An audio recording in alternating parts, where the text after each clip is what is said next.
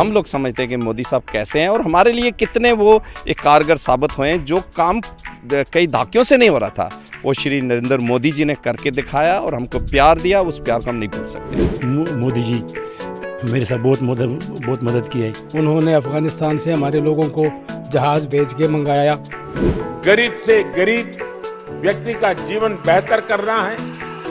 इन सब प्रयासों में मैं तो कहता हूँ जो दुनिया में कोई भी काम इम्पॉसिबल हो, नामुमकिन हो, नरेंद्र मोदी जी हैं तो मुमकिन है।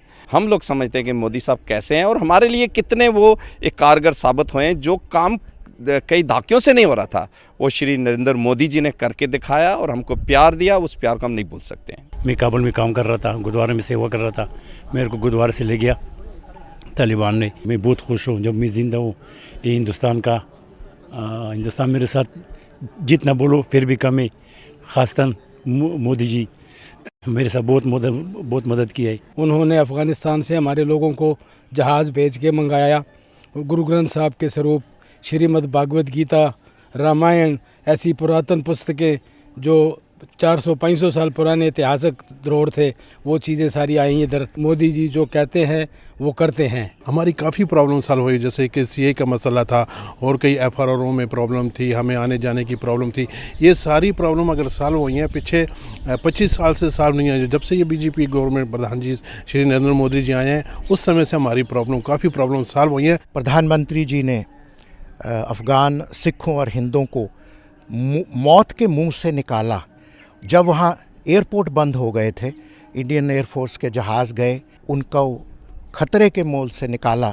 उसकी जितनी भी सराहना की जाए थोड़ी है। अफ़गानिस्तान के हिंदू सिख के अलावा जो अफ़गानिस्तान की अदर जो मुस्लिम लोग भी हैं, वो भी सब इनको इतना प्यार करते हैं जो जिसकी कोई हम अब तक बता नहीं सकते। और जो इनिशिएटिव लेते हैं वो एकदम कड़क लेते हैं, सख्त लेते हैं, जिससे हमारा बिल्कुल हमारे लिए, सबके लिए, हिंदू सिख मुसलमान, इन सबके लिए सबका भला होता है इसमें। भाई और बहनों, आजादी की लड़ाई में और आजादी के बाद भी सिख समाज का देश के लिए जो योगदान है, उसके लिए पूरा भारत कृतज्ञता अनुभव करता है।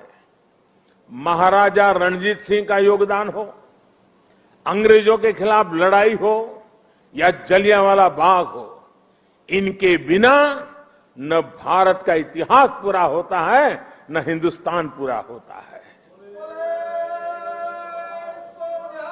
आज भी सीमा पर खड़े सिख सैनिकों के शौर्य से लेकर देश की अर्थव्यवस्था में सिख समाज की भागीदारी और सिख एनआरआई के योगदान तक, सिख समाज देश के साहस, देश का सामर्थ्य और देश के श्रम का पर्याय बना हुआ है।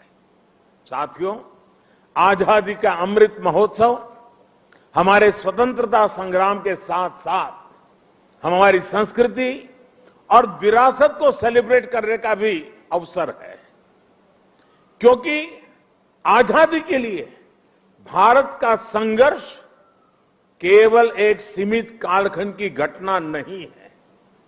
इसके पीछे हजारों साल की चेतना और आदर्श जुड़ी थी। इसके पीछे आध्यात्मिक मूल्य और कितने ही तप त्याग जुड़े हुए थे। इसलिए आज देश जब एक तरफ आजादी का अमृत महोत्सव मनाता है, तो साथ ही लाल किले पर गुरु तेग बहादुर जी का 400वां प्रकाश पर्व भी मनाता है। श्री अकाल। गुरु तेग बहादुर जी के 400वें प्रकाश पर्व के पहले हमने गुरु नानक देव जी का 550वां प्रकाश पर्व भी पूरी श्रद्धा के साथ देश विदेश में मनाया था। गुरु गोविंद सिंह जी के 350वें प्रकाश पर्व का सौभाग्य भी हमें ही मिला था। साथियों, इसके साथ ही इसी कालखंड में करतारपुर साहिब कॉरिडोर का निर्माण भी हुआ। आज लाखों श्रद्धालुओं को वहां शीश नवाने का सौभाग्य मिल रहा है। लंगर को टैक्स फ्री करने से लेकर हरमिंदर साहब को एफसीआरए की अनुमति तक गुरुद्वारों के आसपास स्वच्छता बढ़ाने के लेकर उन्हें बेहतर इंफ्रास्ट्रक्चर से जोड़ने तक देश आज हर संभव प्रयास कर रहा है। और मैं सतनाम जी का आभार व्यक्त करता हूं, उन्होंने जिस प्रकार से वीडियो को संकलित करके दिखाया, पता चल सकता है कि पूरी श्रद्धा के साथ हर क्षेत्र में किस प्रकार से काम हुआ है।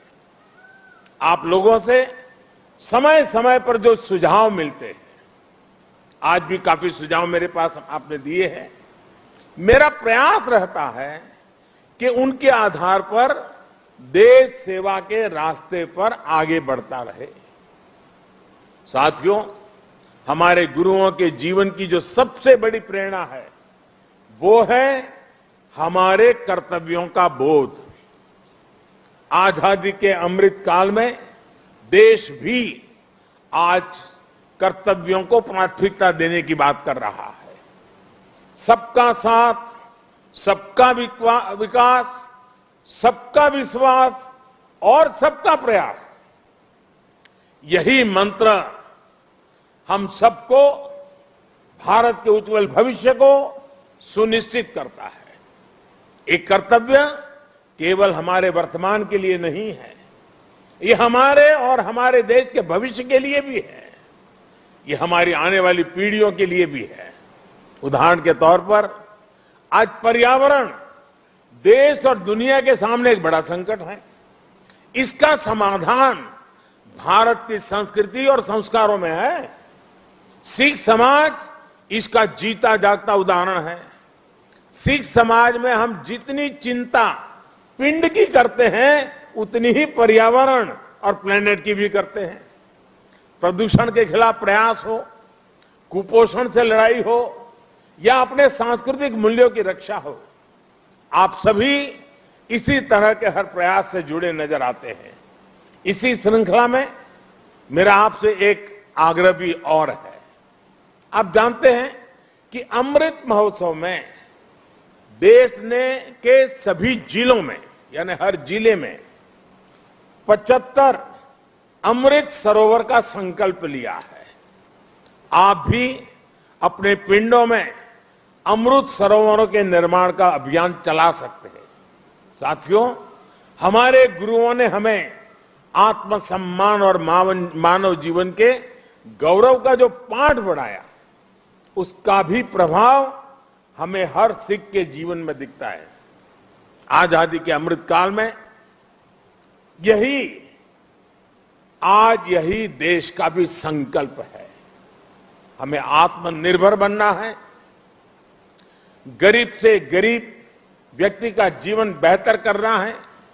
इन सब प्रयासों में आप सभी की सक्रिय भागीदारी होना और आप सबका सक्रिय योगदान होना बहुत अनिवार्य और आवश्यक है। मुझे पूरा भरोसा है गुरुओं के आशीर्वाद से हम सफल होंगे, जल्द एक नए भारत के लक्ष्य तक पहुंचेंगे। इसी संकल्प के साथ आप सभी को मैं बहुत बहुत धन्यवाद देता हूं। आपका यहां आना वो मेरे लिए संगत से भी बहुत ज्यादा है और इसलिए आपकी ये कृपा बनी रहे। और मैं हमेशा कहता हूं, ये प्रधानमंत्री निवास स्थान ये मोदी का घर नहीं है, ये आपका अधिकार क्षेत्र है, ये आपका है। इसी भाव से, इसी अपनेपन से हमेशा हमेशा हम मिलकर के मां भारती के लिए, हमारे देश के गरीबों के लिए, हमारे देश के हर समाज के उत्थान के लिए हम अपना कार्य करते रहें। गुरुओं के हम आशीर्वाद हम पर बने रहें। इसी एक भावना के साथ मैं फिर एक बार आप सबका बहुत बहुत धन्यवाद करता हूं। वाहे गुरु का खालसा, वाहे गुरु की फतेह।